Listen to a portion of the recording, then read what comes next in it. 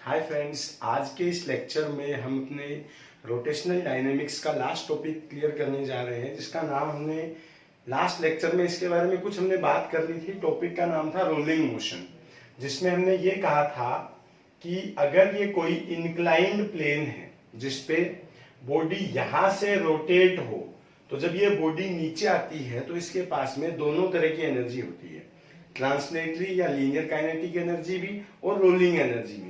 तो जो इसकी एनर्जी हमने ली थी उसके लिए हमने कहा था कि ट्रांसलेटरी जो एनर्जी है इसको लिखते हैं हम हाफ mv² से, जो रोटेशनल एनर्जी है इसको लिखते हैं हाफ mv² इंटू k²/r² से, और जो टोटल एनर्जी देते हैं, टोटल एनर्जी ये देते हैं हम हाफ mv² इंटू 1 + k²/r² से, जहां पे ये जो k²/r² है इसकी वैल्यू हम वो लेते हैं जो मोमेंट ऑफ इनर्शिया में mr² के पास में लिखी होती है।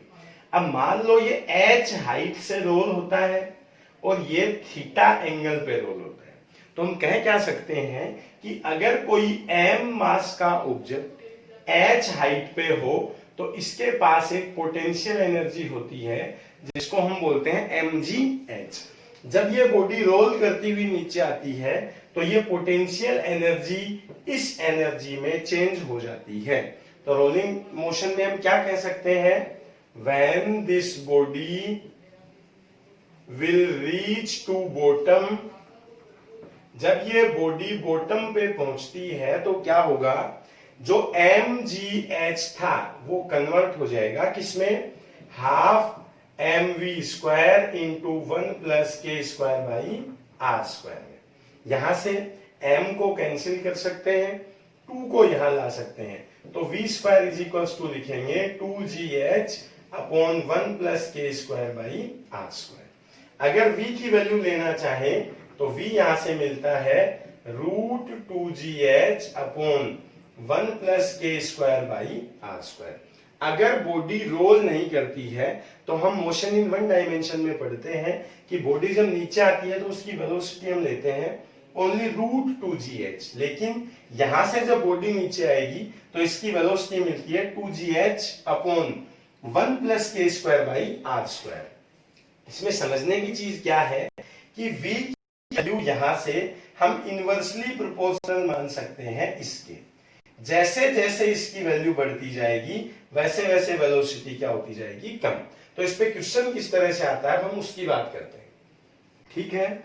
अब क्वेश्चन इस पे हमसे किस तरह से पूछा जाएगा, उसके लिए मैं इस वेलोसिटी के फॉर्मूले को साइड में लिख देता हूं और फिर हम बात करते हैं कि क्वेश्चन इस टॉपिक पे कैसे हमसे पूछा जाता है। देखो, वेलोसिटी का फॉर्मूला अभी हमारे पास में आया है √2gh अपॉन 1 + k²/r²। अब इसकी वैल्यू अभी हमने कहा था मोमेंट ऑफ इनर्शिया की वैल्यू में mr² के पास मिलती है।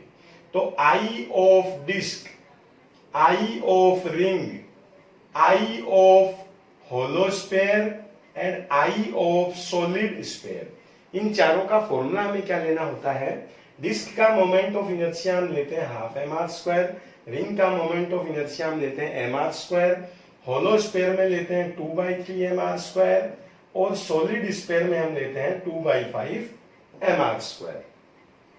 यहां से k²/r² की वैल्यू हाफ या 0.5, यहां से 1, यहां से 2/3 या 0.66, और यहां से मिलती है 2/5 या 0.4। तो यहां से जो फर्स्ट टॉपिक हम समझ सकते हैं वो क्या है कि हमने अभी ये कहा था v is inversely proportional to मिल रहा है इसकी वैल्यू जिसके लिए मिनिमम होगी उस ऑब्जेक्ट के लिए वेलोसिटी मैक्सिमम होगी। तो अगर किसी इंक्लाइंड प्लेन से एक डिस्क को ले लें, एक रिंग ले लें, एक होलो स्फीयर ले लें और एक सॉलिड स्फीयर ले लें, तो सबसे फास्ट वेलोसिटी के साथ में वो ऑब्जेक्ट आएगा जिसका ये मिनिमम हो। अब सबसे फास्ट वो आएगा जिसका मिनिमम है 0.4, तो सबसे ज्यादा स्पीड के साथ जो ऑब्जेक्ट आता है वो आता है सॉलिड स्फीयर।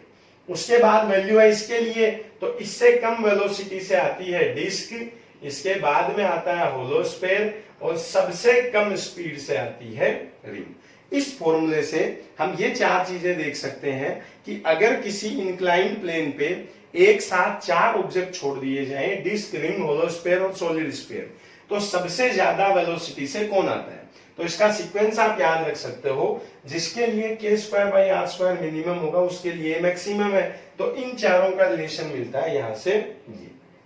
अब दूसरा क्वेश्चन इसी फॉर्मूले में हमसे क्या पूछा जाता है, क्वेश्चन कई बार आता है, क्वेश्चन नंबर 2 है, a solid sphere rolls from a height of h, then what will be its velocity at bottom। तो जब ये बॉटम पे आएगा तो इसकी वेलोसिटी क्या होगी। तो देखो v इज इक्वल्स टू लिख देंगे √2gh 1 plus k square by r square. कैसा स्क्वायर दिया हुआ है, सॉलिड स्क्वायर, तो सॉलिड स्क्वायर के लिए वैल्यू उठाएंगे 2/5, तो यहां से आएगा 1 प्लस 2/5, इसको ऐड करेंगे तो आएगा 7/5, 5 चला जाएगा ऊपर, तो v इज इक्वल्स टू आएगा 10gh/7। ये है वेलोसिटी। अगर हम किसी इंक्लाइंड प्लेन पे किसी सॉलिड स्फीयर को रोल करवाते हैं तो उसको नीचे जब वो पहुंचता है तो उसकी वेलोसिटी कितनी होती है। अब हम चलते हैं इसके नेक्स्ट टॉपिक में। तीन चीजें रोलिंग मोशन में हमसे पूछी जाती है, टाइम, वेलोसिटी और एक्सीलरेशन। अभी हमने बात की वेलोसिटी की, अब हम नंबर 2 पे स्टार्ट करते हैं, acceleration during the rolling motion. Rolling motion जब होता है तो उसमें एक्सीलरेशन कैसे निकालते हैं। हमने क्या कहा था अभी, ऑब्जेक्ट यहां है, यहां ऑब्जेक्ट था, रोल करता हुआ नीचे आया। इनिशियली जब ऑब्जेक्ट को हमने रख रखा है उस टाइम पे इसकी इनिशियल वेलोसिटी थी 0, और v इज इक्वल्स टू कितना आया है, v आया था √2gh upon 1 plus k square by r square. ये हमने कितना दे रखा है, h दिया हुआ है, और इसको हमने कितना दे रखा है, थीटा। देखो u है, v है, हाइट या डिस्टेंस इसने कितनी ट्रेवल की है, डिस्टेंस है इसकी ये। अगर आप लेना चाहो तो कैसे ले सकते हैं, देखो इसको लेना है तो इस ट्राइंगल में हम पुट कर देंगे साइन थीटा। साइन थीटा होता है p अपॉन h, तो थीटा के सामने परपेंडिकुलर अपॉन हाइपोटेन्यूस, इसको बोल देते हैं s।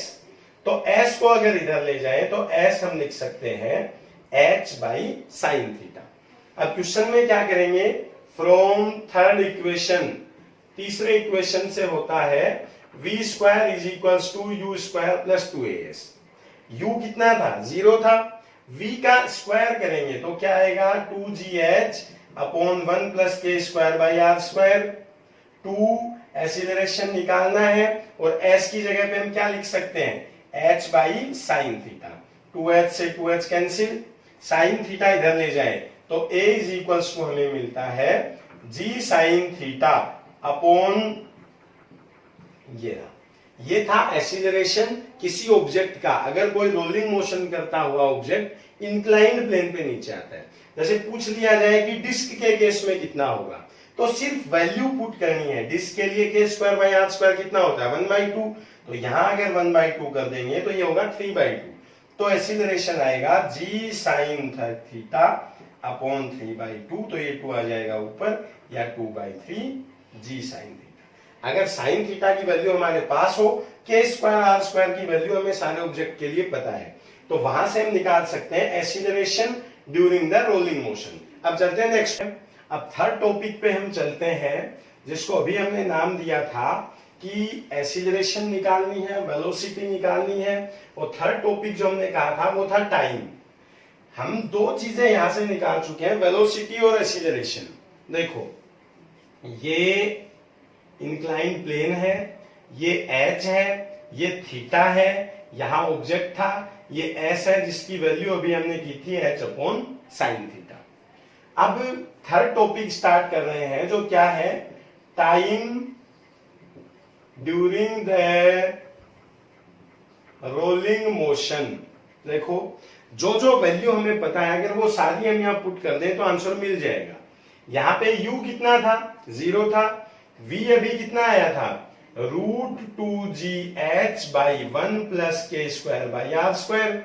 और एक्सीलरेशन का जो फॉर्मूला था वो था g sine theta by 1 plus k square by r square. देखो u है, v है, a है और t चाहिए।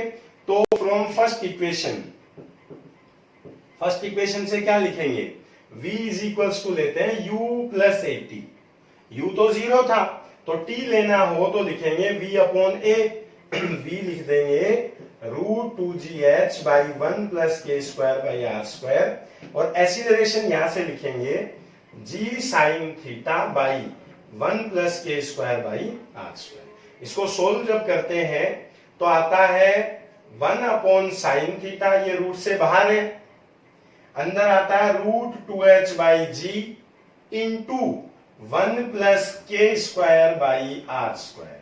तो टाइम का फॉर्मूला आप लिख सकते हो 1 by sine theta √2h by g into 1 plus k square by r square. जिसके लिए k square by r square की वैल्यू हाई होगी उसे नीचे आने में ज्यादा टाइम लगेगा, जिसके लिए कम होगी उसे कम टाइम लगेगा। अभी हमने ये पढ़ा था सबसे फास्ट स्पीड जो हमें मिलती है वो मिलती है सॉलिड स्फीयर की।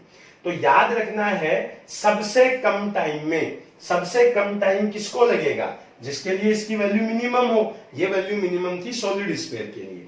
तो यहां से आपको याद रखना है अगर एक साथ 3 ऑब्जेक्ट रोल करवाए जाए, 4 करवाए जाए, तो सबसे पहले जो ग्राउंड पे पहुंचता है वो होता है सॉलिड स्फीयर। यहां अपना चैप्टर रोटेशनल डायनेमिक्स खत्म होता है। अगले 3 लेक्चर्स में हम इसकी प्रॉब्लम्स करेंगे, क्योंकि रोटेशनल मोशन में कॉन्फिडेंस आने के लिए सबसे जरूरी चीज है कि जितना हमने पढ़ लिया है उसको रिवाइज करें और फिर इसकी प्रॉब्लम्स करें। बिना प्रॉब्लम्स के इस चैप्टर को अच्छे से तैयार नहीं किया जा सकता। तो कल से हम 3 दिन तक इसकी कंटिन्यू प्रॉब्लम सोल्व करेंगे। इसके बाद हम नए चैप्टर में चलेंगे जिसका नाम होगा SHM, सिंपल हार्मोनिक मोशन, और फिर पढ़ेंगे वेव। इसको आप अच्छे से समझ लीजिए। कल हम फर्स्ट क्लास में मोमेंट ऑफ इनर्शिया से रिलेटेड प्रॉब्लम करेंगे, तो आप उसको रिवाइज करके रखें और उसकी प्रॉब्लम्स कल हम यहाँ पे डिस्कस कर लेंगे। वीडियो अच्छा लगा हो तो लाइक जरूर करें, फ्रेंड्स के साथ में शेयर करें और चैनल सब्सक्राइब करना बिल्कुल नहीं भूलें। Take care, bye.